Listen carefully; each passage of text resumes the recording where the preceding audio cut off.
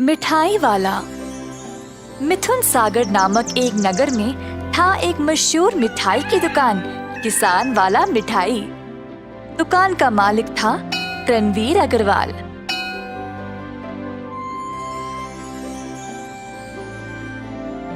रणवीर अपने बेटे केतन से बहुत प्यार करता था। केतन के साथ एक और लड़का था, शंतन। शंतन अंजया का बेटा था जो रणवीर के लिए काम करता था। अब शंतन तो केतन का सगा भाई तो नहीं था, पर दोनों को रणवीर ने साथ साथ बड़ा किया। केतन ने अपनी पढ़ाई जारी रखा, पर शंतन पढ़ाई छोड़कर मिठाई की दुकान पर काम करने लगा। कुछ महीनों बाद केतन ने भी पढ़ाई छोड़ दी, क्योंकि वह अच्छे से पढ़ाई नहीं कर पाया। शंतन दुकान में ही काम कर रहा था और केतन ने बाकी पाठ्यक्रमों में जमा हो गया, जैसे कि मुक्केबाजी, घुड़सवारी, कराटे और बहुत कुछ। बहुत सालों तक केतन संघर्ष करता रहा, पर वह हर किसी में असफल रहा। इसी प्रकार कई साल गुजर गए और केतन किसी भी चीज में सफलता नहीं प्राप्त की। दूसरी ओर शंतन दुकान में काम करके स्वादिष्ट मिठाई बनाना सीख लिया। उसने बहुत मिठाई बेचा और किसान वाला मिठाई को और भी मशहूर बना दिया। उसकी जिम्मेदारियां भी बढ़ गई और उसने दुकान की अच्छी देखभाल की। रणवीर ने दोनों लड़कों को ध्यान से देखा और फिर एक दिन केतन को अपने पास बुलाया। केतन, तुमने 12 साल बिताए कई पाठ्यक्रमों को सीखने में, पर तुमने कुछ नहीं सीखा। कम से कम दुकान के कैश काउंटर को जाकर संभालो, कुछ ना कुछ तो वहाँ सीख जाओगे। ये सुनकर केतन बहुत खुश हो गया।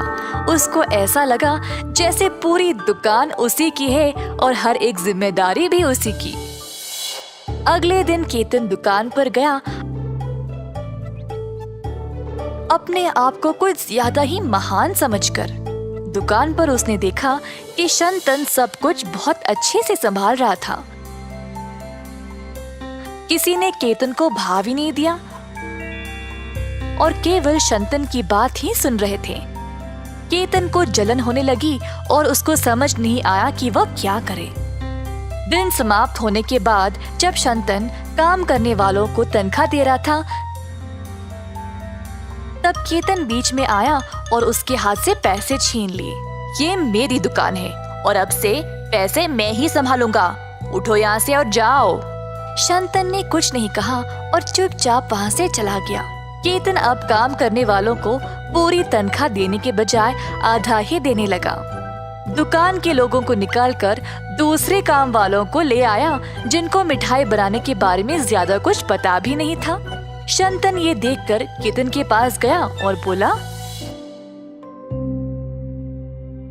अगर तुम ऐसे कर्मी को काम पे रखोगे तो हम अच्छी मिठाई कैसे बना पाएंगे? मुझे पता है मैं क्या कर रहा हूँ। अगर तुमको पसंद नहीं तो तुम इस दुकान को छोड़कर जा सकते हो। ये सुनकर शंतन दुकान जाना बंद कर दिया। जब रणवीर ने शंतन को घर पर ही देखा तो वह हैरान रह गया। रणवीर जानना चाहता था कि हुआ क्या, पर शंतन उसको कुछ नहीं बोल रहा था। अंत में रणवीर को पता चल ही गया कि उसकी दुकान पर हो क्या रहा था। रणवीर ने देखा कि उसका बेटा गलत रास्ते पर जा रहा था। सब लोग उसके बारे में बुरा बात कर रहे थे और रणवीर को ये बात अच्छी नहीं लगी। एक दिन रणवीर ने दोनों लड़कों को अपने पास बुलाया। रणवीर ने लड़कों से पूछा कि क्या हो रहा है। शंतन ने अपनी बात बोली, पर केतन अपनी गलती मान ही नहीं रहा था। रणवीर को पता था कि गलत कौन था। वह जानता था कि शंतन की वजह से ही दुकान का अच्छा नाम बना था। अंत में रणवीर ने शंतन को दुकान का मालिक बना दिया। ये देखकर केतन और भी नाराज हो गया। पिताजी, आपने ये ठीक नहीं किया। तुम किसी काम के लायक नहीं हो और उसके ऊपर तुम इतनी ईर्ष्या और गुस्सा दिखाते हो। इस तरह तुम एक अच्छा जीवन नहीं बिता सकते। तुम मेरी एक ही औलाद हो और मैंने 12 साल इंतजार किया तुम में बदलाव देखने के लिए, पर तुम इतने लापरवाह बन गए। अब तुम जो भी कहो, मैं निर्णय ले चुका हूँ। केतन घर छोड़कर चला गया और शंतन ने दुकान की सारी जिम्मेदारी ले ली और उसको फिर से अच्छे से चलाने लगा। बहुत दिन बीत गए और केतन को बाहर भी कोई नौकरी नहीं मिली। घर वापस आकर उसने अपने पिता से माफी मांगा। रणवीर ने केतन को माफ कर दिया और उसको शंतन का सहायक बनाया। कुछ ही समय बाद केतन ने शंतन से बहुत कुछ सीख लिया। दोनों भाइयों की तरह रहने लगे, एक दूसरे की सहायता करते हुए। इस कहानी से हम ये सीखते हैं कि कोई भी काम अगर मन लगाकर करोगे तो अवश्य सफल होंगे। दूध वाला।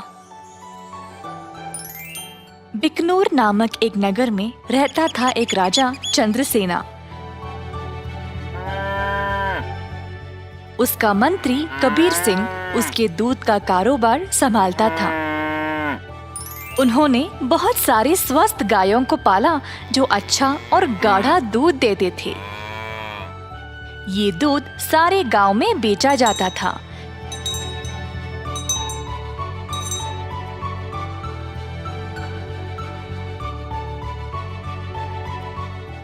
कबीर सिंह खुद सब कुछ संभालता था।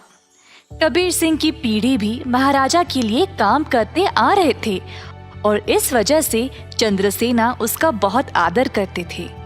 कबीर सिंह ने भी राजा को कभी भी निराश नहीं किया। सारे गांव में उसका अच्छा नाम था। हर रोज कबीर सिंह खेत पर जाता था। उसने बहुत लोगों को काम पे रखा गायों की देखभाल के लिए, ताकि वे अच्छे से खाए और सेहतमंद रहे। गायों को घास चराने के लिए वह दिन में कम से कम 2 बार भेजता था।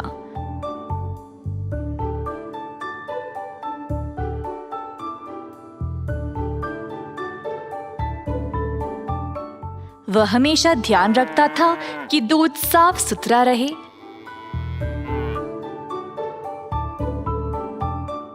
दूध निकालने के बाद वह 10 दूध वालों को देता था ताकि वह गांव में जाकर बेच दे।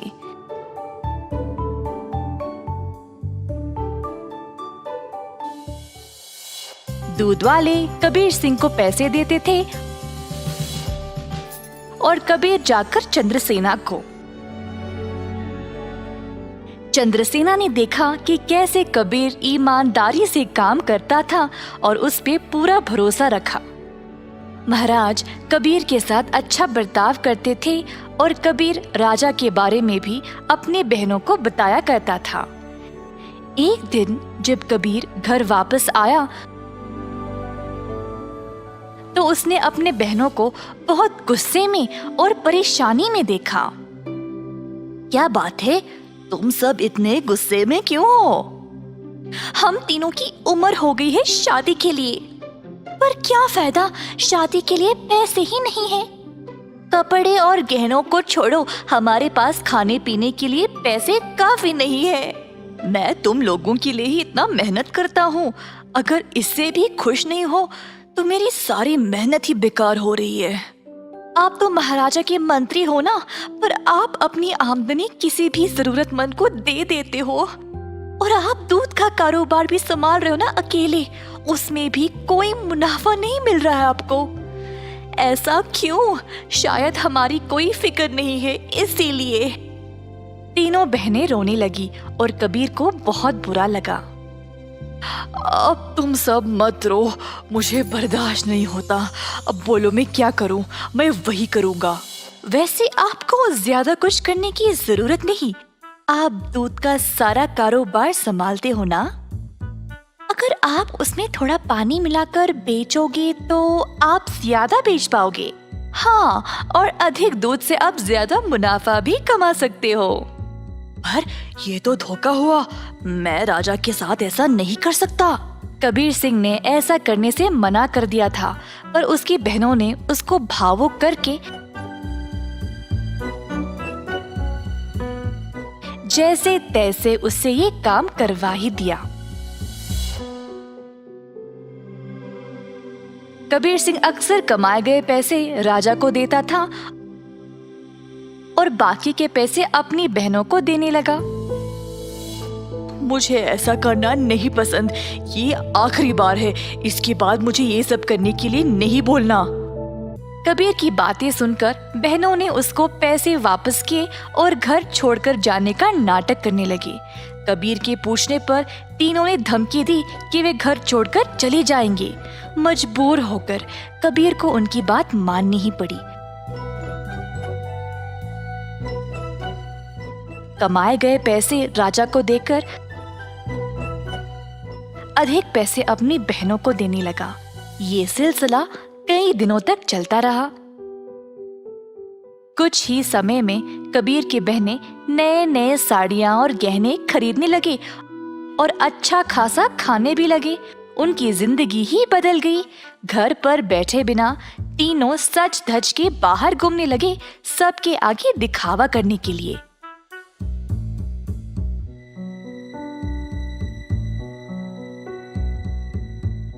गांव के सारे लोग हैरान रह गए और आपस में बातें करने लगी। ये तीन बहनें कबीर की कमाई को ऐसे इस्तेमाल कर रहे हैं, मैंने कभी नहीं देखा किसी को ऐसा करते हुए। पर कबीर सिंह के पास इतने पैसे आए कहाँ से? सब लोग कबीर के बारे में बातें करने लगे और बाकी के मंत्री कबीर की कमाई पर ईर्ष्या करने लगे, तो इस बात पर जांच करना शुरू कर दिए। जल्द उनको सच पता चल गया कि वह दूध में पानी मिलाकर बेच रहा था। 70% राजा को देकर बाकी के 30% अपनी जेब में डाल रहा था। खेत के कारीगरों से मंत्रियों ने ये बात का पता लगाया। सारे मंत्री गए राजा के पास